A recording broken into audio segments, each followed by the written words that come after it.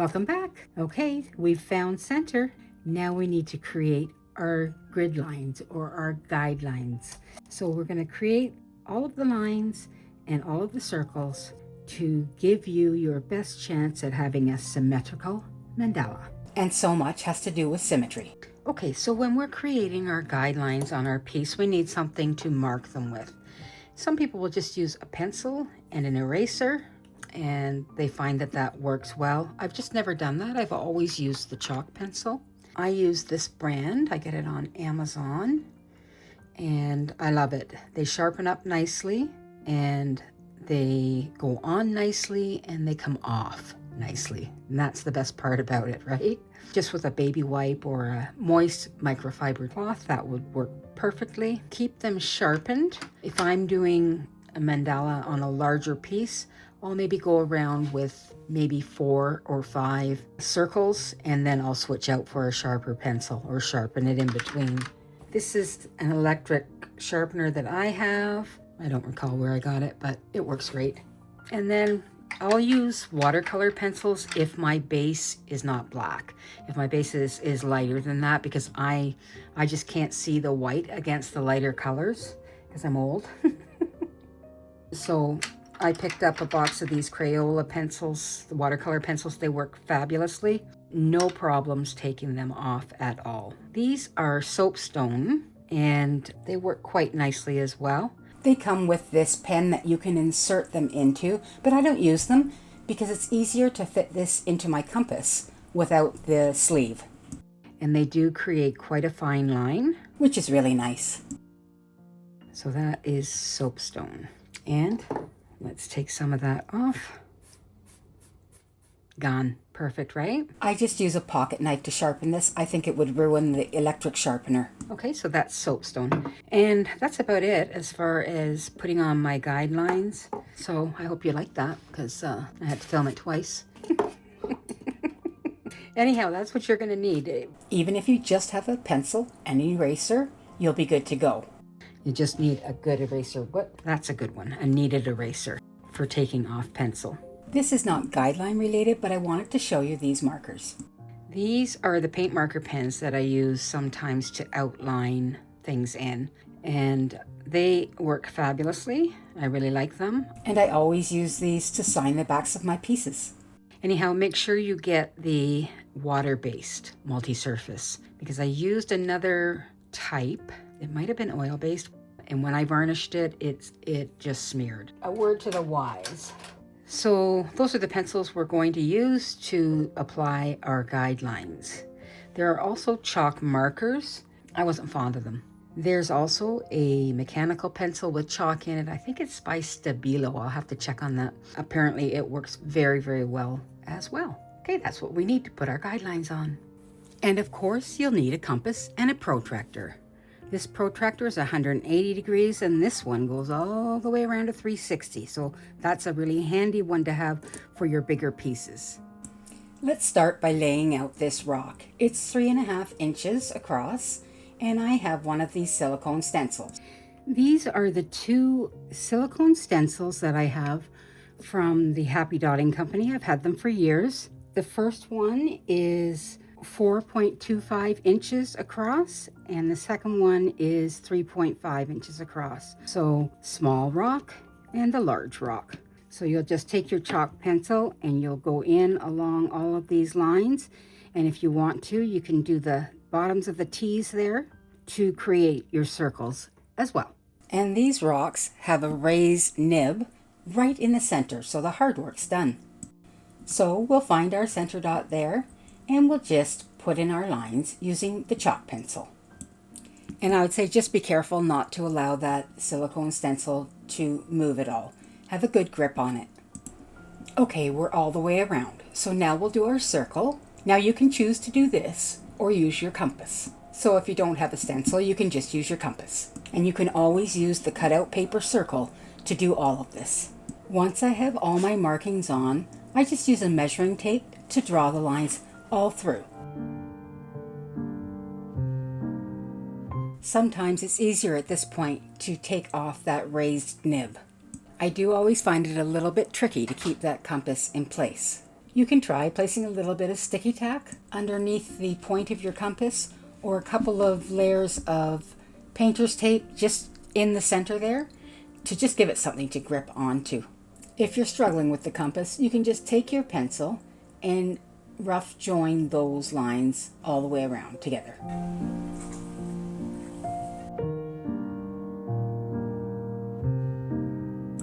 And there, we're all laid out. Don't forget, brush off that excess chalk dust. We made this tiny paper cutout in Module 4 to find center.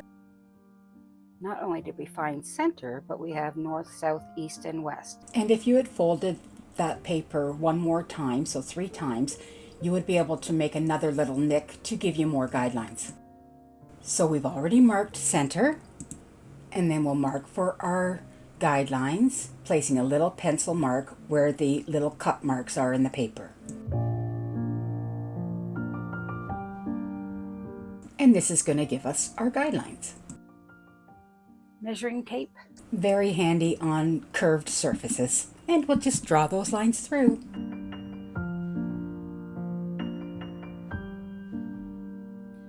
And there we go.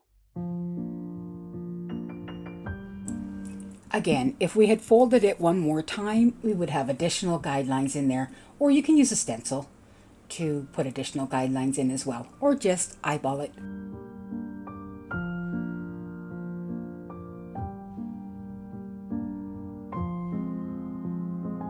And as always, we'll draw that line through with the measuring tape.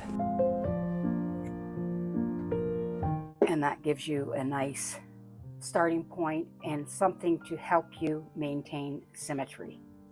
If you wanted to, you could take your compass to create circles in there. Okay, and then if you just get in your center spot and you just don't want to slip, that's all, right?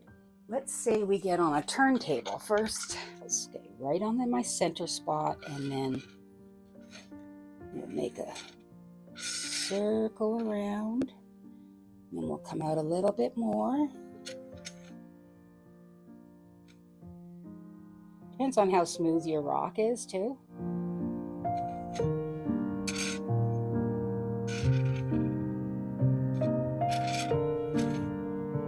And then we'll go one more in the middle. See, I didn't measure that, I just eyeballed it. But there you go. You've got grid lines on your rock.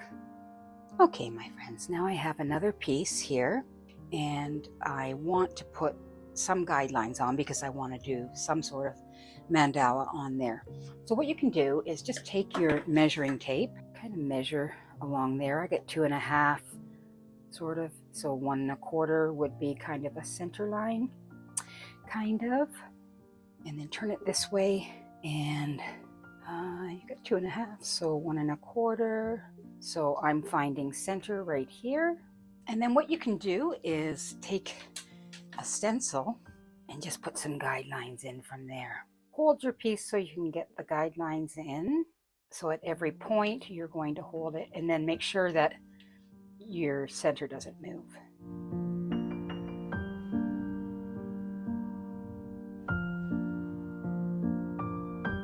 There. And then we'll just take our measuring tape and draw those lines across. You're not being exact on a rock like this, right? You're just trying to get a little bit of symmetry in here. So you have some guidelines to go by. We are going to want to go through the center point there, okay? And there we go. So we have something to work with. This beautiful elephant. I've done several of these and they just turn out beautifully. My secret is this very versatile stencil. So I like to start here. I'll just use that for my guidelines and do a mandala here. Sometimes create a bit of a blanket around it.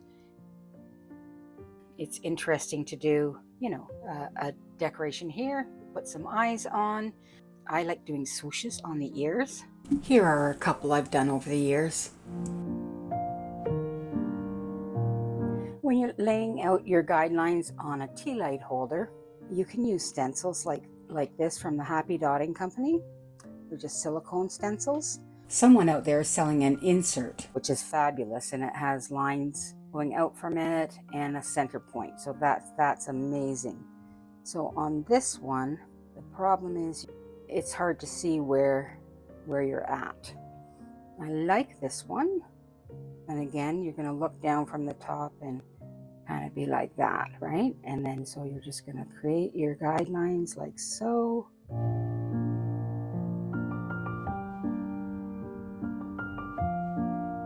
Okay, and then you can just either use one of your stencils or a measuring tape to draw those lines through.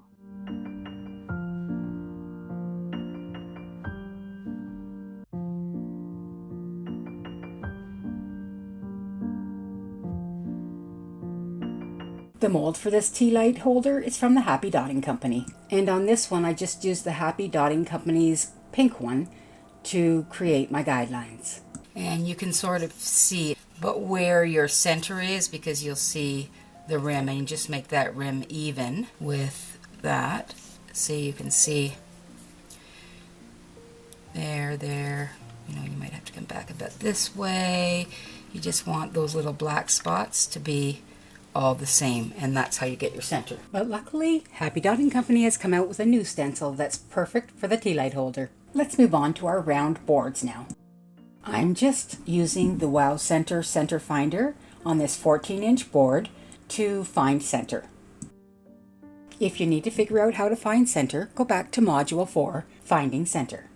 I'm going to draw one line through. And now I'm going to take my protractor. I want to get it right on those lines there.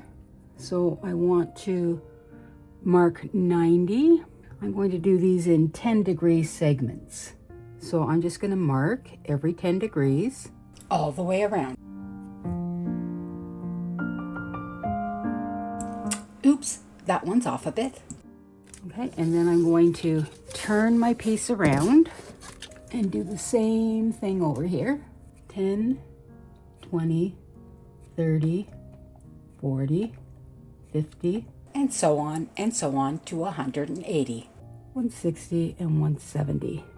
And now we're going to draw all of those lines through. So we'll start with 90. Now I'm going to go through the center here again. And you want to make sure you're right on in the center. And I'm going to draw that line through.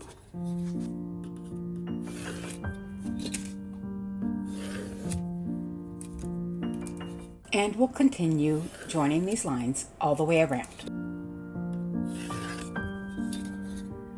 And so each one of these angles is at 10 degrees.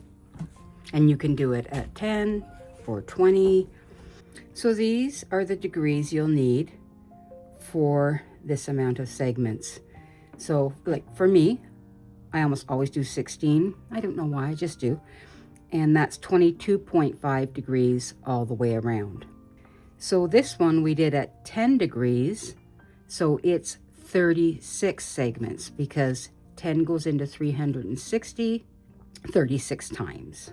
I hope that's helpful. So you can decide how many guidelines you want on there, and you know the degrees needed. So now I'll show you another option for putting your guidelines on. If I were doing a clock, I would want to use something with 12 segments. If I were doing anything else, I don't know why, but I almost always use 16 segments. Part of that is I typically don't have something necessarily in mind when I'm starting, so it just grows out. But if you knew that you were doing a pattern that required, 4 segments, 6, 8, 10, 12, then you would use the appropriate stencil or create your guidelines with a protractor.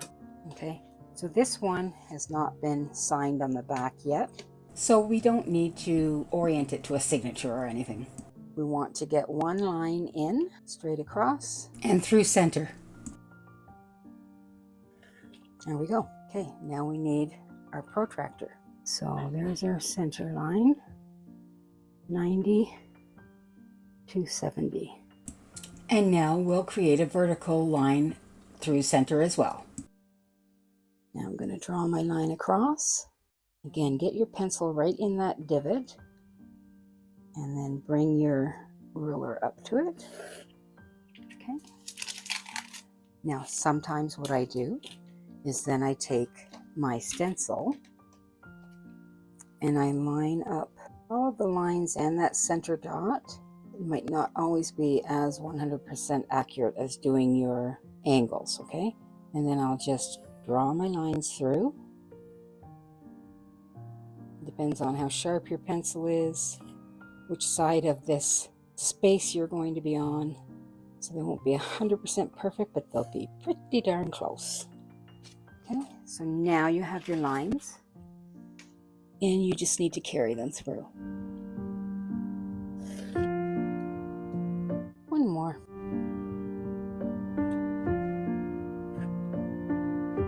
There we go. So now we have our angled sections. We have 16. They are 22.5 degrees each. So if you used a protractor, you would have lined all that up, and that should be at 22.5. 22.5 from that, so 45 right on. And each additional angle will be at 22.5 from the previous one, all the way around.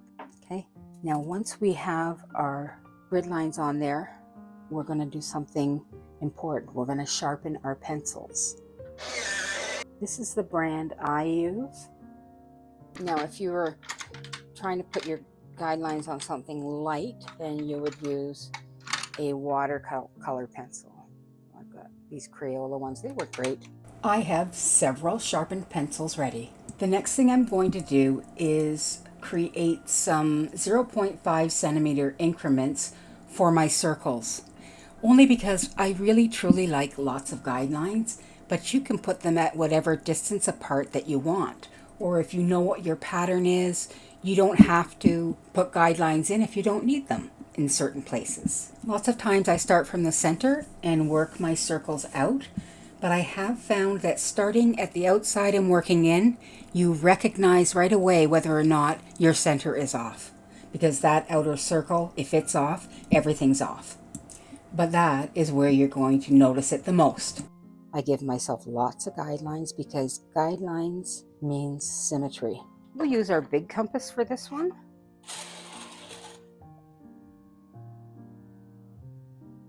And I'll start right there. That's the beauty of having the Lazy Susan.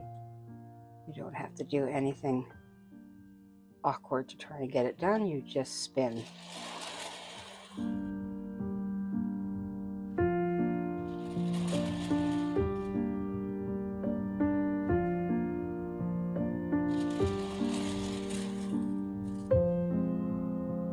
Now we can already see that our lines are getting a little thicker, so we're going to want to sharpen our pencil.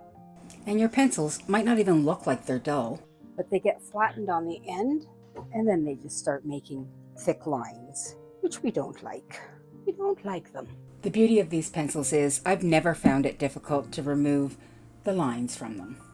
Well, one key thing to note is don't put your chalk lines on until your paint is dry, okay? Because otherwise they will be difficult to take off. Let's try and put some smaller ones in here.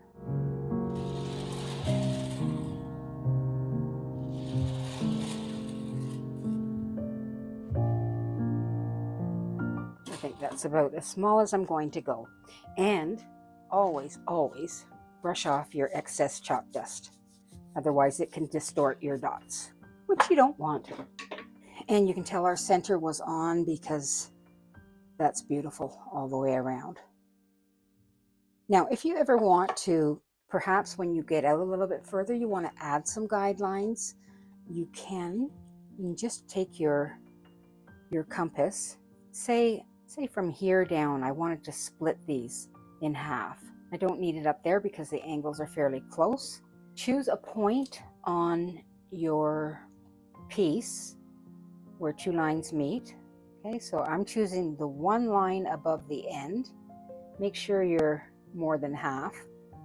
Make an X, or half an X, I guess. Okay, come to that point there and make an X. And where that meets is where you're going to draw your line through once you're all the way around. All the way around.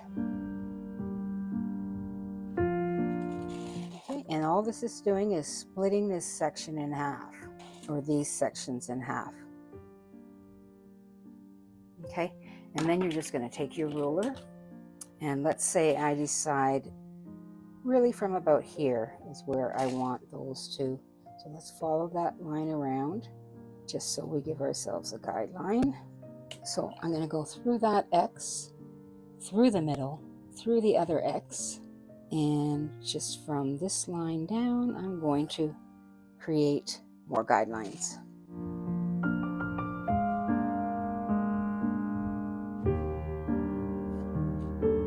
Here we are, all the way around. Okay, now you have extra 32 sections in this part here. Just if you want more guidelines, don't worry about these little X's. You're going to wipe them off when you're done. So that is how you lay out.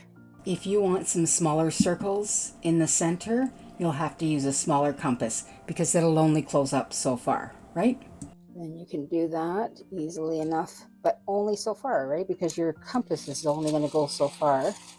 And I find that, that's just not going to work for anything smaller than that. So sometimes that's when I'll use my circle template to line it up to put a smaller circle in the center for my center dot. Or sometimes I will just dot and go from there. So that's that little piece laid out. This is one I have laid out that I'm going to be working on soon. And that one is called Choose Joy. Because who wouldn't choose joy? Now you see here, Choose Joy comes straight up, and right there I've got the line. So when it hangs, that's going to hang straight. Does it matter it's on the back? Not really. To me, yeah. What else can I tell you? Huge is keeping these pencils sharp. Okay, if you don't, you're going to get wider lines, and it's just a mess sometimes to know I have to sit my dot on that line or partway through it or above it, and you want as thin a line as possible to give you more accuracy. This is the large compass I have. Most of these compasses are by the same company, and they're heavy, they're weighty, good and solid, so I like those. Remember that once you've completed your center dot, you're not going to be able to access that again unless you're going to redot it again, but again, you won't find necessarily exact center. So make sure you've got all the grid lines in that you want, because sometimes you'll lose some of them, a bit of some of them, if you have a mistake and you need to wipe some of the chalk lines away. Just be aware of that. Okay, you get what I'm saying. Okay, so what about on this board here? We want to lay out our circles. First of all, you might want more sections than that. I would think you probably would. We're going to measure the board. I think it's 8 inches. So center is at 4, and that'll be the same here. And then you can draw some lines through there, through the center. So then you could take your stencil like this as well to add additional lines. Or you could use your protractor. Let's just add some more lines here.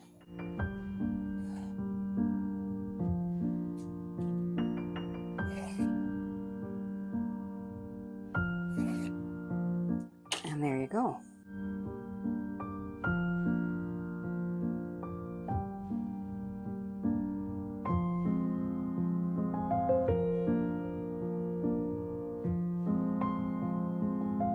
Ugh, I need my Lazy Susan. Oh, so much easier. Next one.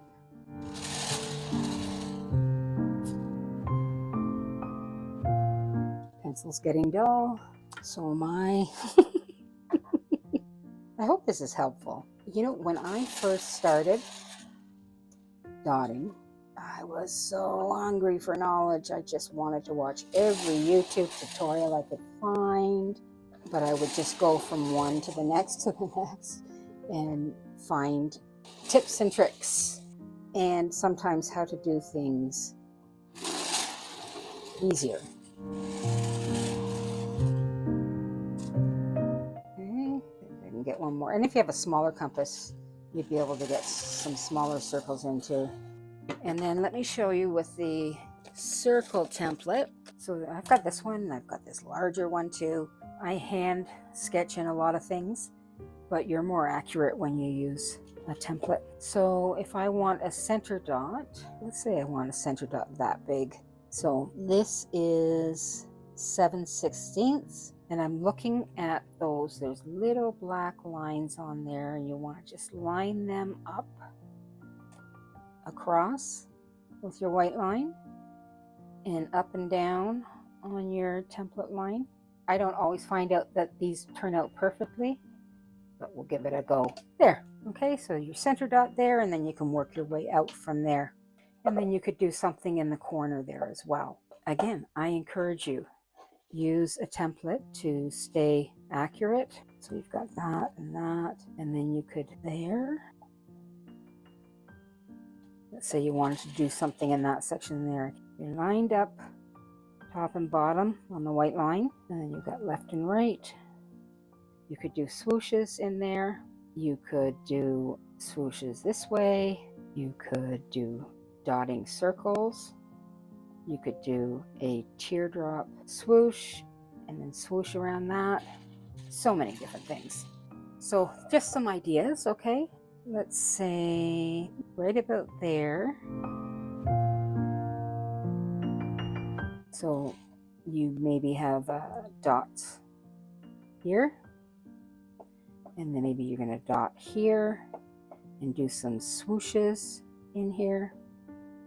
There's just so many things that you can do, and it just takes your mind and your creativity to figure it out, and watching lots of YouTube videos, see what other people do. Just make yours your own. Start from the center and work your way out, dot by dot, thought by thought. I wanted to show you a couple of these stencils that I have. They're really cool, and you just take your chalk pencil and trace them into your center, and then you'll paint or dot along the guidelines, and then you can dot inside or paint inside. Random dots are really cool in there, and random colors. This one is really beautiful, outlined in gold paint, either using the paint marker or gold paint and a dotting tool or a fine detail brush. This is one I did in the early years using this stencil. So that's the end of Module 5, creating guidelines. We've created guidelines on a number of things here and on our MDF board. Now let's figure out how to make some dots, some swooshes, and any other kinds of design elements we might want to put on our mandalas. See you at the next module. I hope this has been helpful to you. And please remember, keep on dotting.